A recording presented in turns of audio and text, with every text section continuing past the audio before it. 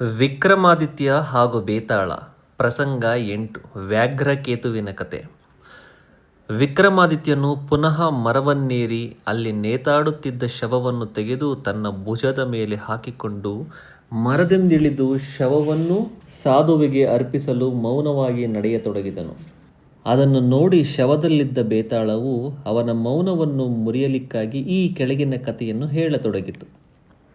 ರಾಜ, ನಿನಗೆ ಮತ್ತೊಂದು ಕಥೆಯನ್ನು ಹೇಳುವೆನು, ಕೇಳು. ಒಂದಾನೊಂದು ಕಾಲದಲ್ಲಿ ವಂಗದೇಶವನ್ನು ವ್ಯಾಘ್ರಕೇತು ಎಂಬ ರಾಜನು ಆಳುತ್ತಿದ್ದನು. ಅವನು ಒಂದು ದಿನ ರಾಜಸಭೆಯಲ್ಲಿರುವಾಗ ಓರ್ವ ತೇಜಸ್ವಿ ಯುವಕನು ಅವನ ಬಳಿಗೆ ಬಂದು ಆಶ್ರಯವನ್ನು ಕೇಳಿದನು.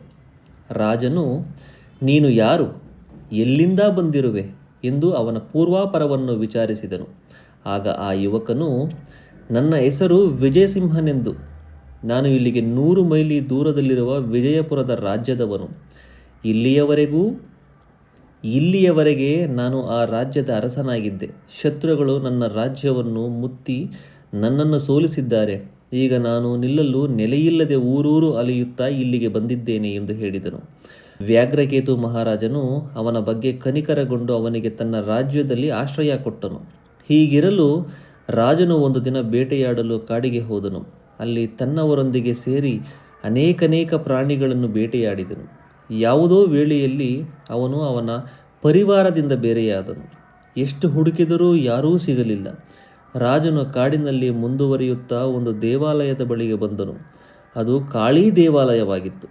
ಅವನು ದೇವಾಲಯವನ್ನು ಸಮೀಪಿಸುತ್ತಿರುವಾಗ ಓರ್ವ ಸುಂದರ ಯುವತಿ ಆ ದೇವಾಲಯದಲ್ಲಿ ಪೂಜೆ ಮಾಡಿಕೊಂಡು ಹೊರಬರುತ್ತಿದ್ದಳು. ಅವಳ ರೂಪವನ್ನು ನೋಡಿ ರಾಜನು ಮರುಳಾದನು. ಅವಳಲ್ಲಿ ಅವನಿಗೆ ಅನುರಾಗ ಮೂಡಿತು. ಹೇಗಾದರೂ ಅವಳನ್ನು ಪಡೆಯಬೇಕೆಂದು ಅವಳನ್ನು ಹಿಂಬಾಲಿಸಿದನು. ಸ್ವಲ್ಪ ದೂರ ಹೋಗಲು ಒಂದು ಭವ್ಯವಾದ ಭವನವು ಕಾಣಿಸಿತು. ಆ ಸುಂದರಿಯು ಆ ಭವನದೊಳಗೆ ಪ್ರವೇಶಿಸಿದಳು.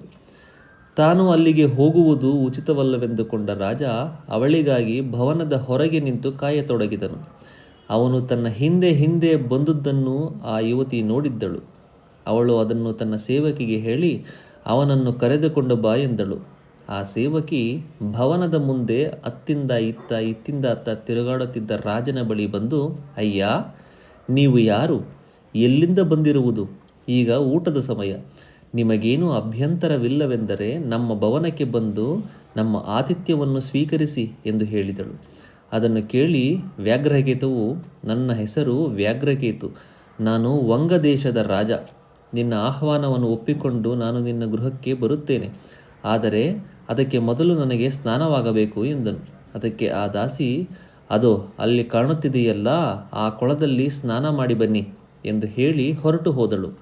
ವ್ಯಾಘ್ರಕೇತು ಅವಳು ಹೇಳಿದ ಕೊಳಕ್ಕೆ ಹೋಗಿ ಸ್ನಾನ ಮಾಡಲು ನೀರಿಗಿಳಿದನು. ತಣ್ಣನೆಯ ನೀರು ಹಿತವಾಗಿತ್ತು. ಅವನು ಆ ನೀರಿನಲ್ಲಿ ಒಂದು ಮುಳುಗು ಹಾಕಿ ಮೇಲೆದ್ದನು. ಆಗ ಎದುರಿದ್ದ ಆ ದೊಡ್ಡ ಭವನ ಮಾಯವಾಗಿತ್ತು. ತಾನು ಎಲ್ಲಿದ್ದೇನೆಂದು ಅವನು ಸುತ್ತಮುತ್ತ ನೋಡಿದನು. ದೂರದಲ್ಲಿ ಅವನಿಗೆ ತನ್ನ ಅರಮನೆ ಕಾಣಿಸಿತು. ಆಗ ಅವನಿಗೆ ತಾನು ತನ್ನ ಅರಮನೆಯ ಮುಂದಿರುವ ಕೊಳದಲ್ಲಿರುವುದು ಗೊತ್ತಾಯಿತು. ರಾಜನು ಏನೂ ತೋಚದೆ ಅರಮನೆಗೆ ಬಂದು ತಲೆಯ ಮೇಲೆ ಕೈ ಹೊತ್ತು ಕುಳಿತನು. ಎಷ್ಟು ದಿನವಾದರೂ ಅವನಿಂದ ಆ ಸುಂದರಿಯನ್ನು ಮರೆಯಲಾಗಲಿಲ್ಲ. ಅವಳ ಯೋಚನೆಯಲ್ಲೇ ಅವನು ಕಳೆಯತೊಡಗಿದ. ಒಂದು ದಿನ ವಿಜಯಸಿಂಹನು ರಾಜನ ಬಳಿ ಬಂದು, ಪ್ರಭು, ನೀವು ಹೀಗೆ ಚಿಂತಾಕ್ರಾಂತರಾಗಿರಲು ಕಾರಣವೇನು? ನಾನೀಗ ನಿಮ್ಮ ಉಪ್ಪು ತಿಂದು ಬದುಕುತ್ತಿರುವೆನು. ನನ್ನ ಬಳಿ ನಿಮ್ಮ ಕಷ್ಟವನ್ನು ಹೇಳಿಕೊಂಡರೆ ಎಷ್ಟು ಕಷ್ಟವಾದರೂ ಅದನ್ನು ಪರಿಹರಿಸಲು ಪ್ರಯತ್ನಿಸುತ್ತೇನೆ. ದಯವಿಟ್ಟು ನನ್ನ ಬಳಿ ನಿಮ್ಮ ಮನಸ್ಸಿನ ದುಗುಡವನ್ನು ಹೇಳಿಕೊಳ್ಳಿ ಎಂದು ವಿನೀತವಾಗಿ ಹೇಳಿದನು. ಆಗ ವ್ಯಾಘ್ರಕೇತು ಅರಣ್ಯದಲ್ಲಿ ನಡೆದ ಘಟನೆಯನ್ನು ಅವನ ಬಳಿ ಹೇಳಿಕೊಂಡು, ಅವಳಿಲ್ಲದೆ ನಾನು ಬದುಕಲಾರೆ ಎಂದನು. ವಿಜಯಸಿಂಹನು, ಪ್ರಭು, ನೀವು ಆ ಭವನವನ್ನು ನನಗೆ ತೋರಿಸಿ, ನಾನು ಆ ಯುವತಿಯನ್ನು ಒಪ್ಪಿಸಿ ಅವಳನ್ನು ಕರೆತಂದು ನಿಮಗೆ ಮದುವೆ ಮಾಡಿಸುತ್ತೇನೆ ಎಂದನು. ರಾಜನು ಸಂತೋಷದಿಂದ ಅವನನ್ನು ಬಿಗಿದಪ್ಪಿಕೊಂಡು, ನಾಳೆ ಬೆಳಗ್ಗೆ ನಾವು ಅಲ್ಲಿಗೆ ಹೋಗುವ ಎಂದನು. ಅದರಂತೆ ಮರುದಿನ ಬೆಳಗ್ಗೆ ಅವರಿರುವರು ಕುದುರೆಯನ್ನೇರಿ ಆ ಕಾಡಿನತ್ತ ಪ್ರಯಾಣ ಬೆಳೆಸಿದರು. ಮಧ್ಯಾಹ್ನದ ಹೊತ್ತಿಗೆ ರಾಜನು ವಿಜಯಸಿಂಹನನ್ನು ಆ ಭವನದ ಬಳಿಗೆ ಕರೆದುಕೊಂಡು ಹೋದನು. ಭವನದಲ್ಲಿರುವ ಸುಂದರಿ ಕಿಟಕಿಯಲ್ಲಿ ಅವರನ್ನು ನೋಡಿ ತನ್ನ ಸೇವಕಿಯನ್ನು ಕರೆದು, ನಮ್ಮ ಭವನದ ಮುಂದೆ ಯಾರೋ ಪುರುಷರು ತಿರುಗಾಡುತ್ತಿದ್ದಾರೆ, ಹೋಗಿ ಅವರು ಯಾರೆಂದು ತಿಳಿದುಕೊಂಡು ಬಾ ಎಂದು ಹೇಳಿ ಅವಳನ್ನು ಅವರ ಬಳಿಗೆ ಕಳುಹಿಸಿದಳು. ಅವಳು ಅವರ ಬಳಿಗೆ ಹೋಗಿ, ಅಯ್ಯ, ನೀವು ಯಾರು? ಇಲ್ಲೇಕೆ ತಿರುಗುತ್ತಿರುವಿರಿ? ಮಧ್ಯಾಹ್ನವಾಗಿದೆ. ನಮ್ಮ ಭವನಕ್ಕೆ ಬಂದು ಊಟ ಮಾಡಿಕೊಂಡು ಹೋಗಿ ಎಂದಳು. ಅದನ್ನು ಕೇಳಿ ಅವರು, ನಾವು ಈ ಕಾಡಿನಲ್ಲಿರುವ ಕಾಳಿಕಾ ಮಂದಿರಕ್ಕೆ ಪೂಜೆಗೆ ಬಂದವರು. ನಿಮ್ಮ ಆತಿಥ್ಯ ನಮಗೆ ಬೇಕಾಗಿಲ್ಲ ಎಂದರು. ದಾಸಿ ಹೋಗಿ ಆ ಮಾತನ್ನು ತನ್ನ ಒಡತಿಗೆ ತಿಳಿಸಿದಳು. ಅವಳು ಅದು ತನಗಾದ ಅವಮಾನ ಅಂದುಕೊಂಡು ಅವರನ್ನು ಕರೆತರಲು ತಾನೇ ಸ್ವತಃ ಹೋದಳು. ಅವಳನ್ನು ನೋಡಿ ರಾಜ ವ್ಯಾಘ್ರಕೇತುವು, ಓಹೋ, ನೀನೇ ಕರೆತರಲು ಬಂದೆಯಾ? ನಿನ್ನ ಆತಿಥ್ಯ ಎಂತಹುದೆಂದು ನನಗೆ ಗೊತ್ತು. ಅಂದು ನನ್ನನ್ನು ಕೊಳದಲ್ಲಿ ಮುಳುಗಿಸಿ ಮೋಸ ಮಾಡಿದ ಹಾಗೆ ಈಗ ಮಾಡಲು ಸಾಧ್ಯವಿಲ್ಲ ಎಂದನು. ಅದನ್ನು ಕೇಳಿ ಆ ಸುಂದರಿ, ಅಂದು ನಡೆದ ಘಟನೆಯಿಂದ ನನ್ನನ್ನು ನೀವು ಮೋಸಗಾತಿ ಎಂದು ತಿಳಿದುಕೊಂಡಿದ್ದೀರಿ. ನಿಜವಾಗಿಯೂ ಆ ಘಟನೆಗೂ ನನಗೂ ಯಾವ ಸಂಬಂಧವೂ ಇಲ್ಲ.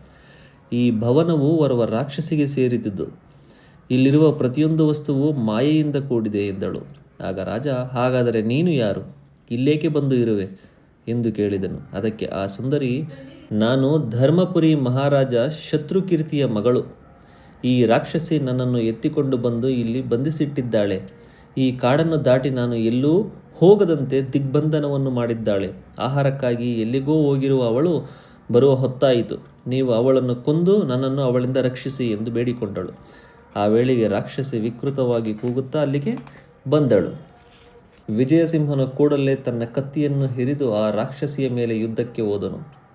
ರಾಕ್ಷಸಿ ವಿಜಯಸಿಂಹನನ್ನು ತಿನ್ನಲು ಬಾಯಿ ಕಳೆದುಕೊಂಡು ಬಂದಳು. ವಿಜಯಸಿಂಹ ತನ್ನ ಖಡ್ಗದಿಂದ ಅವಳ ತಿವಿದು ಕೊಂದು ಹಾಕಿದನು. ಕಥೆಯನ್ನು ಹೇಳಿ ಮುಗಿಸಿದ ಬೇತಾಳ, ರಾಜ, ಕಥೆಯನ್ನು ಕೇಳಿದೆಯಲ್ಲವೇ? ಆ ಸುಂದರಿಯು ತನ್ನನ್ನು ಪ್ರೀತಿಸುತ್ತಿರುವ ವ್ಯಾಘ್ರಕೇತುವನ್ನು ಮದುವೆಯಾಗಬೇಕೇ ಅಥವಾ ಅವಳ ರಾಕ್ಷಸಿಯ ಬಂಧನದಿಂದ ವಿಮುಕ್ತಿಗೊಳಿಸಿದ ವಿಜಯಸಿಂಹನನ್ನು ಮದುವೆಯಾಗಬೇಕೇ ಎಂದು ಕೇಳಿತು.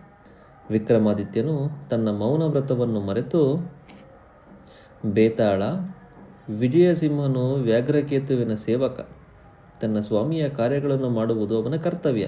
ಅವನು ತನ್ನ ಕರ್ತವ್ಯವನ್ನು ಮಾಡಿದನಷ್ಟೇ. ಅದರಲ್ಲಿ ಯಾವ ಹೆಚ್ಚುಗಾರಿಕೆಯೂ ಇಲ್ಲ. ಆದುದರಿಂದ ವಿಜಯಸಿಂಹನು ಆಕೆಯ ಕೈ ಹಿಡಿಯುವುದು ಧರ್ಮಸಮ್ಮತವಲ್ಲ. ವ್ಯಾಘ್ರಕೇತು ಅವಳನ್ನು ಮನಸಾರೆ ಪ್ರೀತಿಸಿ ಅವಳಿಗಾಗಿ ಸದಾ ಹಂಬಲಿಸುತ್ತಿದ್ದನು. ಆ ಸುಂದರಿಯು ಅವನನ್ನು ಇಷ್ಟಪಟ್ಟಿರುವಳು. ಆದುದರಿಂದ ಅವರಿರುವರು ಮದುವೆಯಾಗುವುದು ಸರಿ, ಅದೇ ಧರ್ಮ ಎಂದು ತನ್ನ ಮಾತನ್ನು ಮುಗಿಸಿ ಕೂಡಲೇ ಬೇತಾಳವು ಅವನ ಹೆಗಲನ್ನು ಬಿಟ್ಟು ಮೇಲಕ್ಕೆ ಹಾರಿ ಎಂದಿನಂತೆ ಮರದಲ್ಲಿ ನೇತಾಡತೊಡಗಿತು.